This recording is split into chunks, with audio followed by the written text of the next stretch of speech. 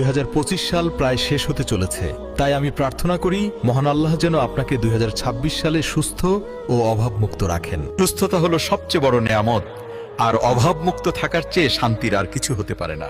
হে আল্লাহ, সবাইকে সুস্থতা দান করো, আমিন। রুমের দরজা বন্ধ করে নিজেকে প্রশ্ন করলাম, কিভাবে জীবন যাপন করতে হবে। রুমের প্রতিটি জিনিস আমাকে উত্তর দিল। রুমের ছাদ বলল, চিন্তা ভাবনা সবসময় উঁচু রাখো।